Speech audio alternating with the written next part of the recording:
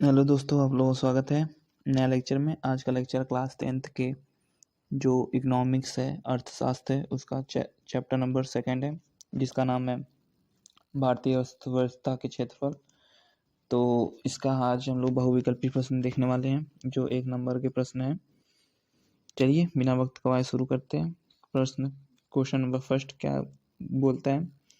तो question number first है निजी क्षेत्र के बारे में। जो निजी क्षेत्र का मुख्य उद्देश्य होता है वो क्या है? तो इस ऑप्शन 4 है। पहला, लोक कल्याण करना। दूसरा, अधिक से अधिक लाभ अर्जित करना। तीसरा, जन सुविधाओं को उपलब्ध कराना। और चौथा है उपरोक्त सभी। तो इसका आंसर है ऑप्शन नंबर तीसरा, जन सुविधाओं को उपलब्ध कराना। जो निजी क्षेत्र का मुख्य उद्देश्य होता है वो जन सुविधाओं को उपलब्ध कराना होता है। आइए सेकंड क्वेश्चन देखते हैं। पहले में तो निजी क्षेत्र हो चुका, अब दूसरे में सार्वजनिक क्षेत्र है। ठीक है, एक मिनट। दूसरे में सार्वजनिक क्षेत्र है। सार्वजनिक क्षेत्र का मुख्य उद्देश्य क्या होता है? तो सार्वजनिक क्षेत्र का मुख्य उद्देश्य क्या होता है? ऑप्शन है नंबर पहला, व्यापार के माध्यम से धन कमाना। दूसरा, जन सुविधाएं और लोक कल्याण करना। तीसरा, अधिक से अधिक लाभ अर्जित करना। चौथा है उचित कीमत पर वस्तुओं को उपलब्ध कराना। तो इसका आंसर हो जाएगा अधिक से अधिक लाभ अर्जित करना, तीसरा। तो इसके दो चीज़ों के बारे में हम लोग देख चुके हैं, एक निजी क्षेत्र के बारे में, एक सार्वजनिक क्षेत्र के बारे में। अब आइए सार्वजनिक, तीसरा क्वेश्चन है, सार्वजनिक और निजी क्षेत्र का किस आधार पर विभाजित है? मतलब किस आधार पर विभाजित है? रोजगार के शर्तों के आधार पर, आर्थिक गतिविधियों के स्वामित्व के आधार पर। तीसरा, उद्यमों के स्वामित्व के आधार पर। चौथा, उद्गम में नियोजन श्रमिकों की संख्या के क्षेत्र के आधार पर। तो इसका आंसर है उद्यमों के स्वामित्व के आधार पे। और ये आंसर आपको इतना इम्पोर्टेंट नहीं है, आप इसको स्किप भी कर सकते हैं तीसरे क्वेश्चन को। तो ये इम्पोर्टेंट नहीं है इतना बोर्ड के एग्जाम से। क्वेश्चन नंबर 4 देखिए। फोर्थ क्या है? निम्नलिखित में सार्वजनिक क्षेत्र कौन नहीं है? तो निम्नलिखित कौन सा है जो सार्वजनिक क्षेत्र नहीं है? तो ऑप्शन नंबर पहला रेलवे, दूसरा डाकघर, तीसरा सेल और चौथा टिस्को। तो इन सब में से टिस्को जो है वो सार्वजनिक क्षेत्र में नहीं है।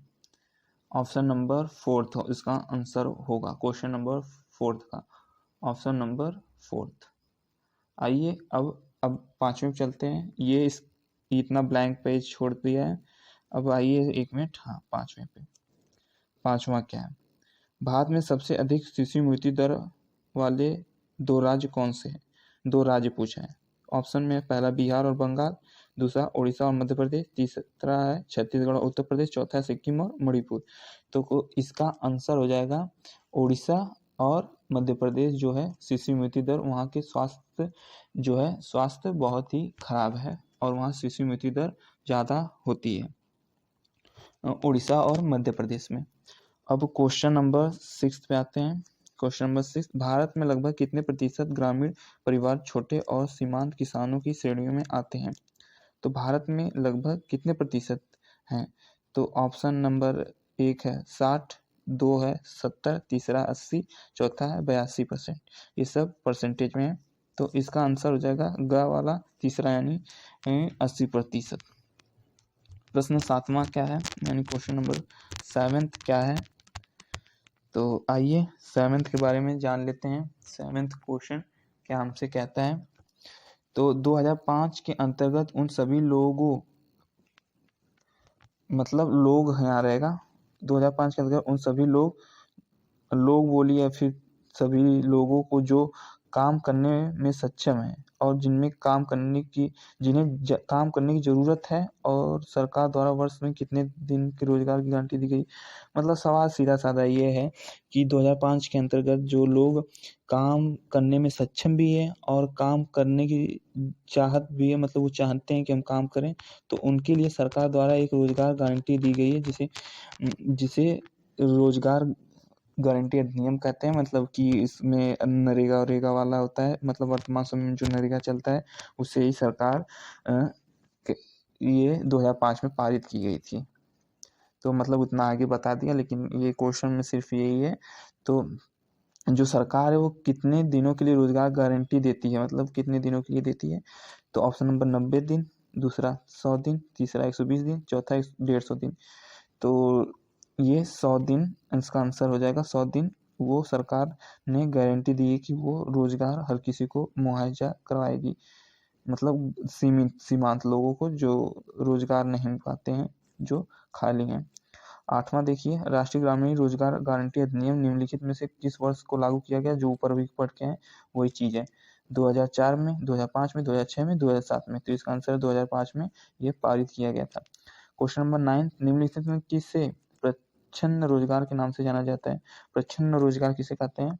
अल्प रोजगार, जो पूरी तरीके से आप पे निर्भर नहीं होता, मतलब कि वो आपसे कभी भी छीना जा सकता है या फिर आपके कभी भी जा सकता है। प्रच्छन्न बेरोजगारी उसे कहते हैं। ठीक है, तो प्रच्छन्न बेरोजगारी क्या है, निम्नलिखित किस प्रच्छन्न के नाम से जाना जाता है, मतलब नाम से जाना जाता है।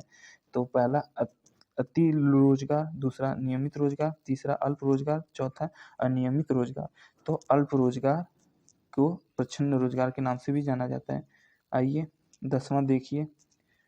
10वां क्वेश्चन क्या है, जीडीपी क्या है।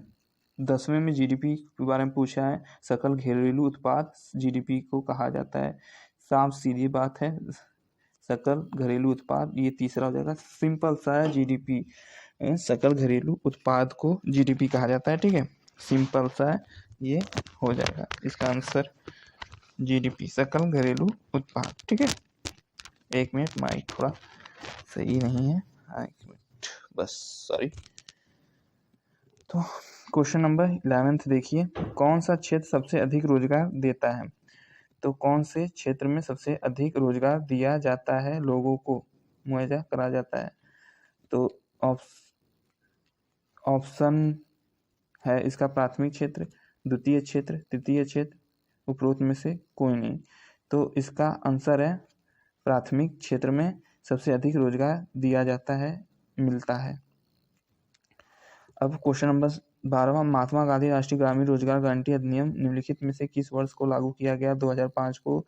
ये वही है 2000, ये जो ऊपर पूछा गया राष्ट्रीय ग्रामीण रोजगार गारंटी, वही क्वेश्चन नंबर 12 में भी पूछा गया है। महात्मा गांधी राष्ट्रीय रोजगार गारंटी अधिनियम 2005 में पारित किया। ठीक है, कुछ इसमें भ्रमित होने की जरूरत नहीं है, मतलब घबराने की जरूरत नहीं है कि एक ही क्वेश्चन, मतलब एक ही ये, मतलब ये वो।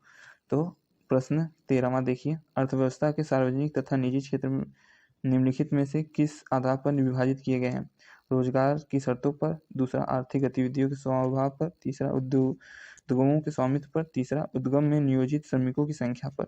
तो इसका आंसर है उद्यमों के स्वामित्व पर। ठीक है, उद्यमों के स्वामित्व पर निजी क्षेत्र आधार पर विभाजित किया गया है। ठीक है, आधारित किया गया है। जो सार्वजनिक निजी क्षेत्र है वो उद्यमों के स्वामित्व पर विभाजित किया गया है। क्वेश्चन नंबर 4, एक वस्तु का अधिकांशतः प्राकृतिक प्रक्रिया से उत्पादन कहा जाता है। जो नेचुरल तरीके से प्रक्रिया से उत्पादित होता है, मतलब होता है, उसको किस क्षेत्र में रखा जाता है, यही पूछा है। तो प्राथमिक क्षेत्र, द्वितीय क्षेत्र, तृतीय क्षेत्र, सूचना प्रौद्योगिकी। तो इसको प्राथमिक क्षेत्र में रखा जाता है। ठीक है, इसको प्राथमिक क्षेत्र में रखा जाता है। क्वेश्चन नंबर 15 या 15, विनिर्माण क्षेत्र में संबंध है। तो क्या है, विनिर्माण क्षेत्र में संबंध है, प्राथमिक क्षेत्र, द्वितीय क्षेत्र, तृतीय क्षेत्र, निजी क्षेत्र। तो विनिर्माण क्षेत्र में संबंध है द्वितीय क्षेत्र से। ठीक है, खा वाले से। आगे नेक्स्ट चलते हैं, 16वां देखिए। ठीक है, 16वां क्या है, किस क्षेत्र में श्रमिक माल का उत्पादन नहीं करते हैं। तृतीय क्षेत्र, द्वितीय क्षेत्र, प्राथमिक क्षेत्र, उपरोक्त में से कोई नहीं। तो तृतीय क्षेत्र में वो सेवा क्षेत्र कहा जाता है, तृतीय क्षेत्र को भी। आइए नेक्स्ट क्वेश्चन 17, 2013-2014 में जीडीपी में प्राथमिक क्षेत्र की कितनी प्रतिशत भागीदारी थी। 12%, 15%, 14%, 16%। तो यानी 14% थी। आइए 18 देखिए, धन कमाने वाली गतिविधियों को क्या कहा जाता है। अनार्थिक, आर्थिक, गैर आर्थिक, उपरोक्त सभी। तो आर्थिक गतिविधियां कहा जाता है। आइए 19वां देखिए, लास्ट, तो भंडारण को किस क्षेत्र में सम्मिलित किया जाता है? तृतीय, प्राथमिक, द्वितीय और चतुर्थ। तो इसे तृतीय क्षेत्र में सम्मिलित किया जाता है। आइए अब आगे हम लोग अति लघु उत्तरीय प्रश्न नेक्स्ट लेक्चर में, नेक्स्ट वीडियो में कवर करेंगे। आज के लिए बस इतना ही। तब तक के लिए टाटा बाय बाय, स्वस्थ रहिए, मस्त रहिए। अब मिलते हैं नेक्स्ट वीडियो में अति लघु उत्तरीय